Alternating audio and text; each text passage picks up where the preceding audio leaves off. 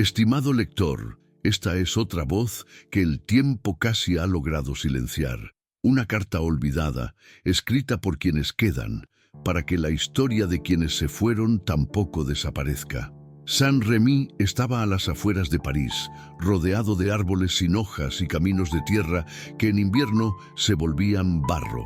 Era un edificio de piedra vieja, de esos que parecen haberse rendido antes que la gente que los habita.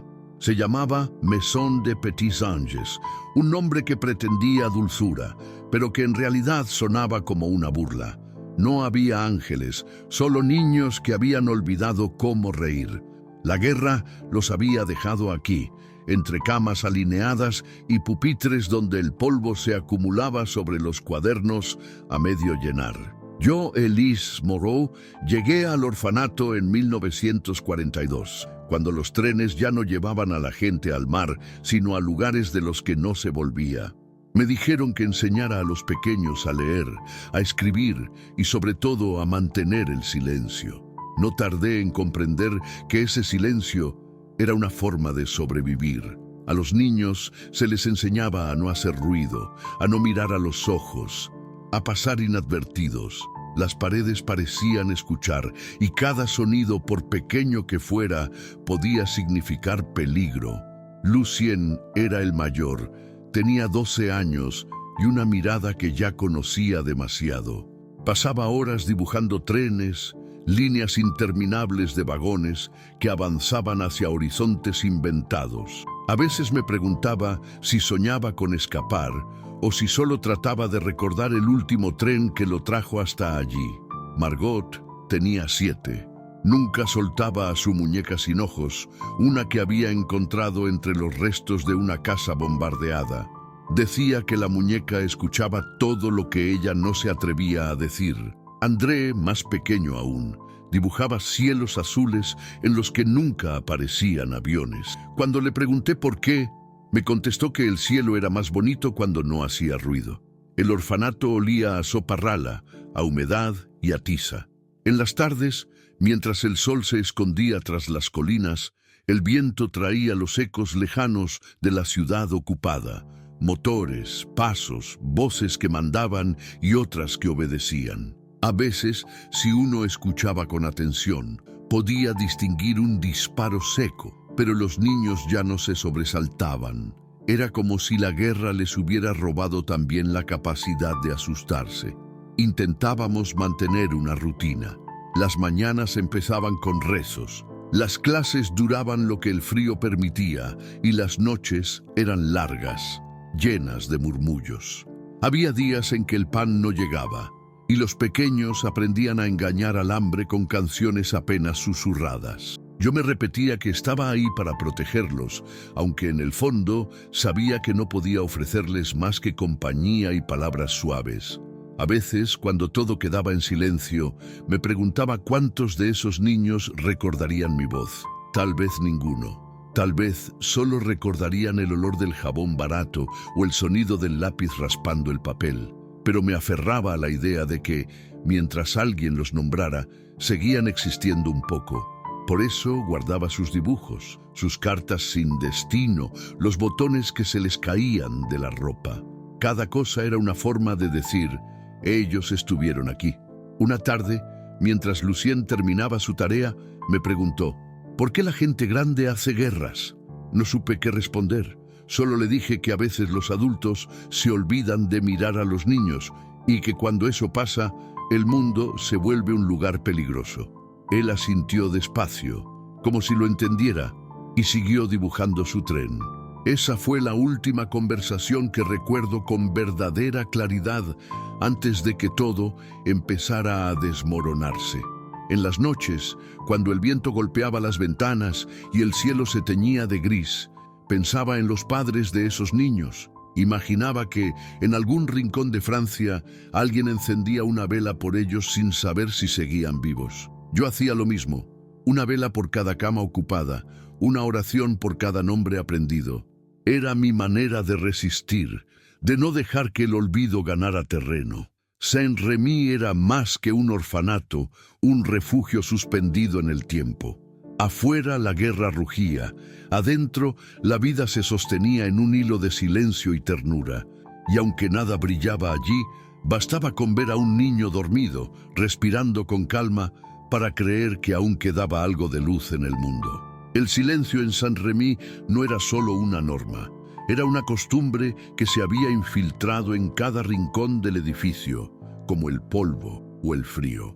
No se imponía con castigos, sino con miradas. Bastaba el gesto de la hermana Clémence, una mujer de manos huesudas y ojos tristes, para que todos los niños callaran. Yo misma aprendí pronto a distinguir los distintos tipos de silencio que habitaban el orfanato.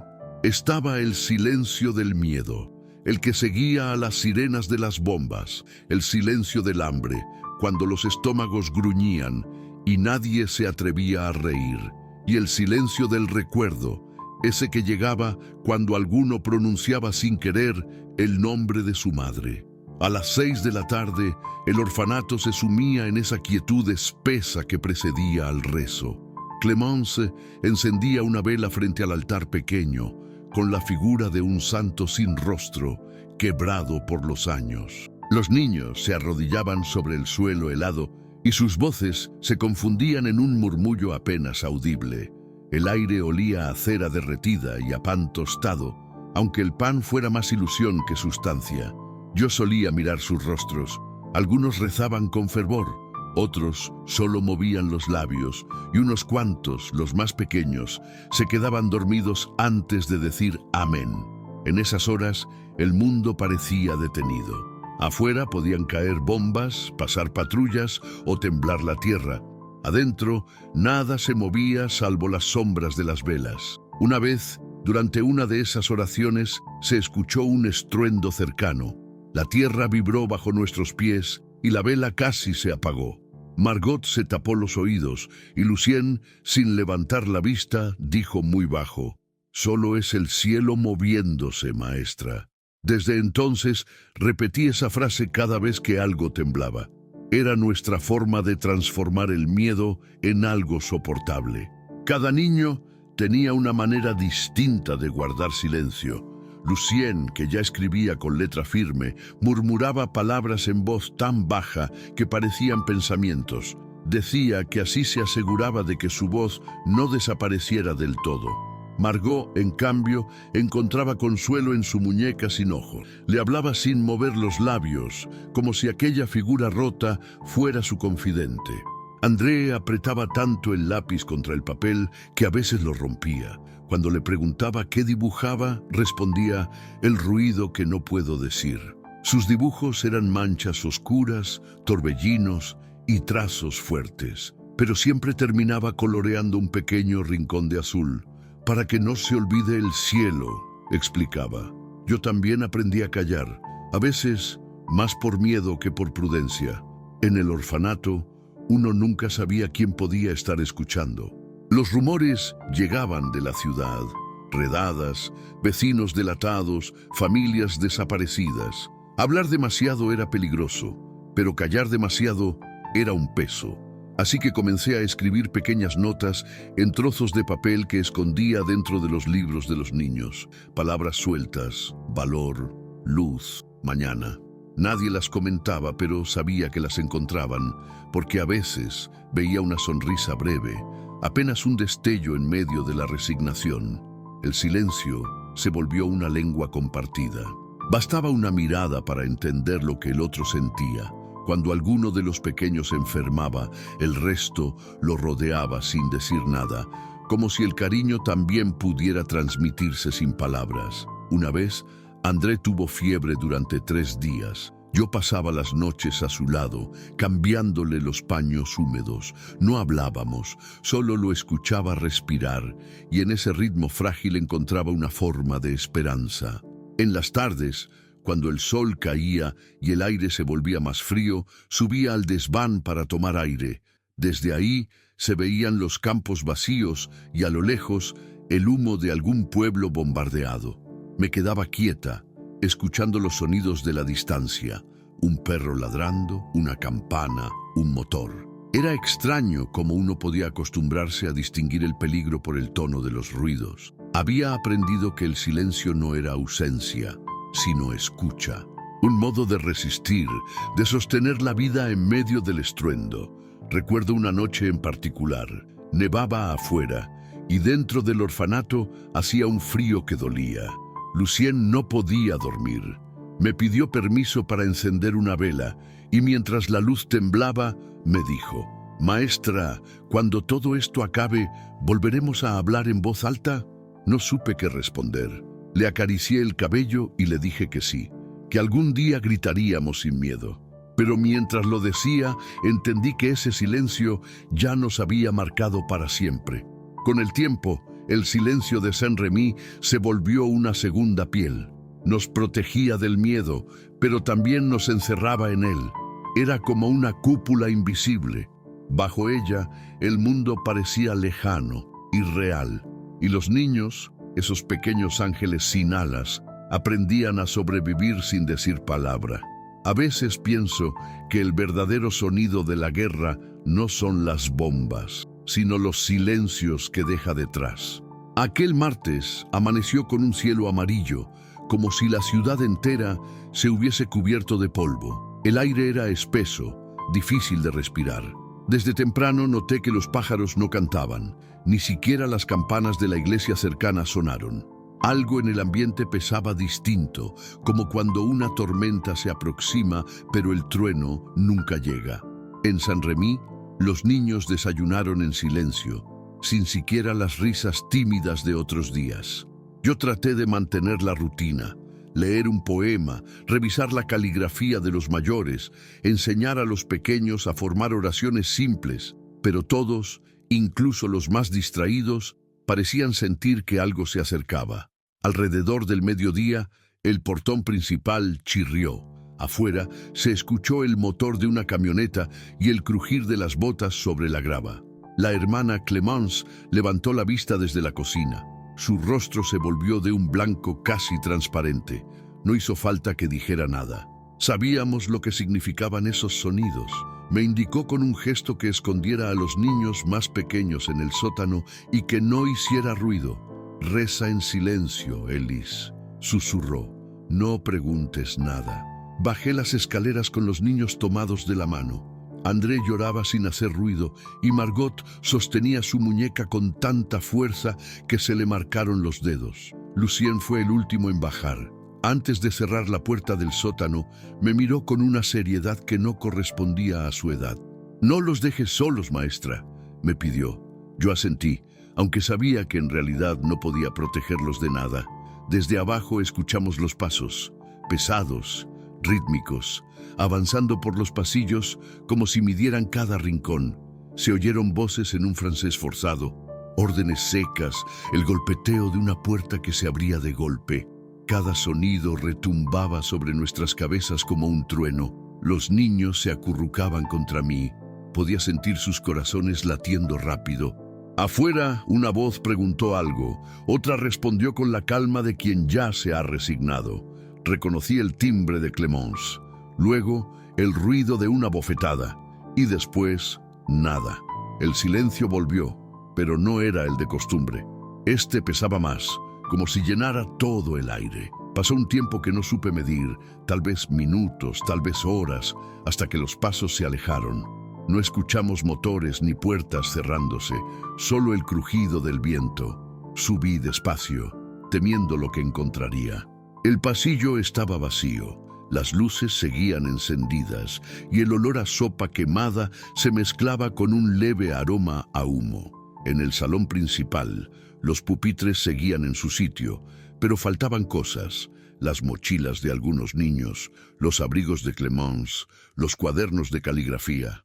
En el pizarrón, alguien, tal vez André, había escrito con letra temblorosa una sola palabra: esperanza.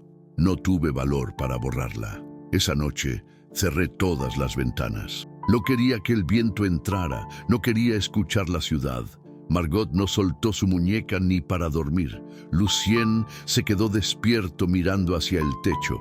Los pequeños preguntaban en voz baja por los que faltaban y yo no supe qué decirles. Se fueron a otro lugar.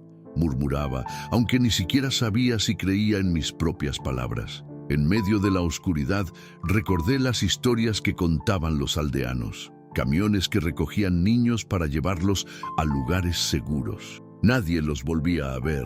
No quise pensar en eso. Me quedé junto a ellos toda la noche, escuchando el viento chocar contra las paredes del orfanato. Cada ráfaga parecía traer un eco. Los pasos de Clemence, la voz de Lucien, los rezos que esa mañana habíamos hecho sin entender que serían los últimos juntos. Al amanecer, bajé al jardín. La camioneta había dejado huellas profundas en el lodo. Un zapato pequeño yacía cerca del portón. Lo tomé, sin saber de quién era, y lo guardé en un cajón. Desde entonces, cada vez que el silencio se hacía insoportable, abría ese cajón y lo miraba. Era mi forma de recordar que el vacío tenía nombre, rostro y tamaño de niño. Durante los días siguientes, intenté seguir con los pocos que quedaban. Cocinábamos con lo que había, cantábamos bajito para distraernos, pero el orfanato ya no era el mismo. El eco de las risas perdidas se sentía en cada habitación. Los pupitres vacíos se convirtieron en fantasmas. Y la palabra esperanza escrita en el pizarrón comenzó a borrarse sola con el paso del tiempo, como si el polvo también quisiera olvidar. A veces, al caer la tarde, creía oír sus pasos en el pasillo, el murmullo de Clemence diciendo, «Reza en silencio». Me levantaba, abría la puerta y no había nadie, solo el sonido del viento. Fue entonces cuando comprendí que, en Saint-Rémy, el silencio ya no era una lección, era lo único que quedaba. Han pasado 3 años desde aquella noche, y todavía sueño con los pasillos vacíos del orfanato. París volvió a llenarse de ruido. Los tranvías, los mercados, los niños que corren por las plazas sin miedo a las sirenas. Pero dentro de mí, Saint-Rémy sigue quieto, suspendido en ese silencio que ninguna victoria logró romper. A veces me parece escuchar el repiqueteo del lápiz de André sobre el papel, o el susurro de Margot arrullando a su muñeca sin ojos. Quizá no se han ido del todo, quizá viven en esa parte de la memoria donde las cosas no envejecen, solo se apagan lentamente. Escribo esta carta desde mi pequeño departamento en Montmartre. Trabajo dando clases a niños que no conocieron la guerra. Sonríen con naturalidad, se pelean por una goma, se quejan del dictado. Y aunque intento no mostrarlo, cada vez que uno levanta la voz, una punzada me recorre el pecho. No porque me moleste el ruido, sino porque me recuerda que mis pequeños en Saint-Rémy nunca tuvieron ese derecho, el de gritar, el de reír sin miedo. A veces paso por las ruinas del viejo orfanato. Lo demolieron el año pasado. Dicen que sobre sus cimientos construirán una escuela nueva. Me cuesta imaginarla, porque para mí aquel lugar sigue siendo de piedra gris, con las ventanas cerradas y el olor a sopa rala en el aire. Entre la hierba alta crecen flores amarillas, pequeñas, como si el campo se hubiera propuesto devolver un poco de color a lo que fue tan gris. Cada vez que voy, dejo algo, una tiza, una cinta, un trozo de pan envuelto en papel. No es una ofrenda, es un intento torpe de conversación, como si en algún rincón aún me escucharan. Guardo un cajón lleno de recuerdos que sobrevivieron a la guerra. El zapato pequeño que encontré aquella mañana, un trozo de la muñeca de Margot, un dibujo de André con el cielo pintado de azul claro, y una hoja suelta de Lucien, donde escribió, «Algún día habrá trenes que solo lleven niños a jugar». Esa frase me acompaña siempre. Pienso en él cada vez que escucho un tren pasar. No sé si subió a uno real aquel día o si su destino fue otro, más oscuro, pero quiero creer que alcanzó ese viaje imaginado, uno que no termina en alambradas. A veces, en las noches, me descubro hablándoles en voz baja. Les cuento cosas que no llegaron a vivir, cómo florecen los tilos en primavera, cómo huele el pan caliente en las panaderías, cómo las luces de París vuelven a brillar sobre el Sena. Les digo que el miedo se ha ido, aunque sé que no es del todo cierto. Hay miedos que se quedan en la piel, invisibles, pero que uno aprende a llevar sin que los demás lo noten. He conocido a otras maestras que vivieron cosas parecidas. Cada una tiene su lista de nombres, sus ausencias, sus fantasmas. Nos reunimos de vez en cuando en un café de la Rue Lepic. Hablamos poco porque a veces las palabras sobran. Solo basta una mirada para entender que seguimos buscando sentido a lo que no lo tuvo. Y aunque ninguna lo diga, todas sabemos que el silencio fue la única forma de amor que nos quedó durante la guerra. El mundo ha seguido adelante. Las calles están llenas de risas. Los teatros vuelven a abrir. Los niños corren detrás de los balones como si nunca hubiera existido el miedo. Yo los miro con ternura y con una punzada de culpa, porque pienso en los que no tuvieron la oportunidad de crecer. Hay días en que me gustaría gritar sus nombres en plena calle para que nadie los olvide, pero el grito no sale, se queda atascado, como si mis cuerdas vocales también hubieran aprendido la lección de Saint-Remy, la del silencio. Tal vez eso sea lo que más duele, saber que el silencio que nos salvó también nos condenó. Nos protegió de los pasos que buscaban llevarse a alguien más, pero nos robó las palabras con las que podíamos despedirnos. Los niños partieron sin saber que alguien los recordaría, sin escuchar un «te cuidaré», un «volverás». Todo lo que quedó fue ese aire suspendido, una quietud tan honda que a veces me despierta por las noches. Hoy, mientras escribo, escucho las voces de mis nuevos alumnos en el patio. Gritan, ríen, inventan canciones absurdas. Cierro los ojos y los imagino jugando junto a los de Saint-Remy, todos juntos, sin miedo ni uniforme, mezclando risas y acentos. Quizá ese sea el cielo que André dibujaba una y otra vez. Un lugar sin aviones, sin soldados, donde el sonido más fuerte sea el de un niño llamando a otro para jugar. Por eso escribo esta carta, aunque nadie la lea. Porque tal vez el silencio no debe ser la última lección. Tal vez hablar, nombrarlos, recordar sus gestos y sus risas sea la forma verdadera de vencer a la guerra. Si algún día alguien encuentra estas palabras, quiero que sepa que Lucien, Margot, André y los demás existieron, que tuvieron hambre, miedo y esperanza, que amaron la vida, aunque apenas la conocieron, y que en un rincón olvidado de Francia hubo una maestra que lo sigue escuchando en el eco del silencio. Querido lector, si llegaste hasta aquí, guarda un instante de silencio, pero no de olvido. Escucha lo que no se dice, el roce del lápiz, una risa que apenas fue, un tren que nunca regresó, porque recordar no es mirar atrás, sino sostener las voces que el tiempo quiso borrar. Y mientras las nombremos, seguirán vivos, jugando en ese cielo azul que André dibujó para todos.